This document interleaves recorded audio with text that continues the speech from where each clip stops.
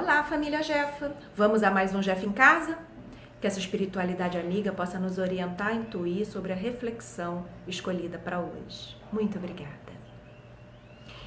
Eu tirei essa mensagem do livro O Evangelho por Emmanuel, da editora FEB, que é uma coletânea de textos de Emmanuel que foram psicografados por Chico Xavier.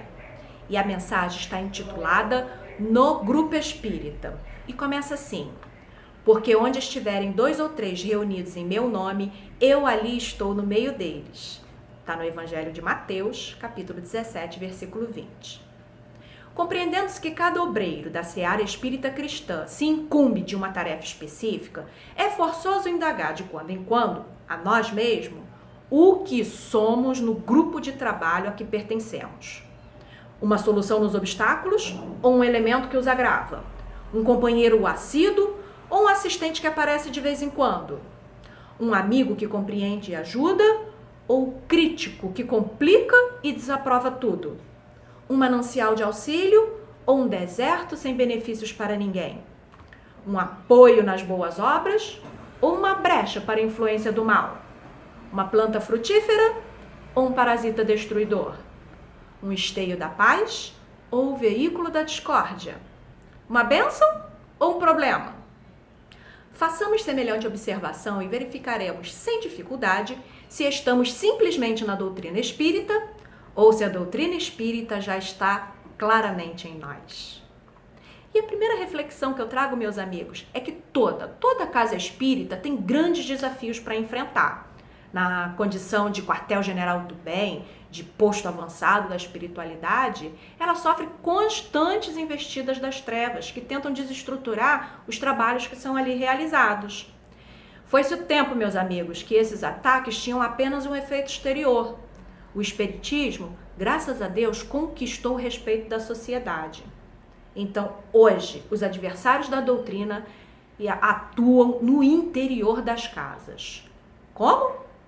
Semeando a discórdia, melindres, estrelismo entre nós, espíritas. Então, o recado não cansa de cessar. Orai e vigiai para não cairdes em tentação. Mas ainda é muito importante que nós mantenhamos alguns outros compromissos. Compromissos diários, como, por exemplo, fazermos uma leitura edificante. Temos tantas obras espíritas à nossa disposição, a começar pelo próprio Pentateuco. Mas olha, não pode parar só por aí. A gente tem que dedicar também alguns minutos para a reflexão. Outros compromissos são a prece, o cultivo da boa vontade, show preguiça, resistir aos pensamentos negativos, valorizar o trabalho do nosso companheiro, que é tão indispensável quanto o nosso no conjunto da obra. Enfim, cada um de nós, em comunhão com o alto, sempre, claro, tem que fazer periodicamente uma avaliação, uma reflexão, uma análise do próprio desempenho. Agora, uma coisa eu lhes digo, seja qual for o trabalho que nós nos dediquemos em nome do Cristo, nunca estaremos sozinhos. E o exemplo que eu trago é uma mensagem intitulada Solidão Aparente, lá do livrinho Lindos Casos de Chico Xavier. Conta-se que lá pelos idos de 1932, o Centro Espírita Luiz Gonzaga só tinha 5 trabalhadores, o casal Perácio, o casal Xavier e o próprio Chico. O casal Perácio precisou se mudar para Belo Horizonte, teve que deixar o centro. Na sequência, a dona Geni, que era a cunhada do Chico, adoeceu e também se afastou. Só ficaram os 2 irmãos. Mas logo depois, José foi obrigado a prestar serviços noturnos para um credor e teve também que interromper a sua participação. Sozinho, o Chico também pensou em parar. E na primeira vez que se encontrou a sós lá no centro, sem saber meio o que fazer, né? Emmanuel apareceu e disse: você não pode se afastar, prossigamos em serviço. Continuar como, Emmanuel? Não temos frequentadores. E nós? Também não precisamos ouvir o Evangelho para reduzir os nossos erros? Além disso, Chico, tá cheio de desencarnado aqui precisando de esclarecimento e de consolo.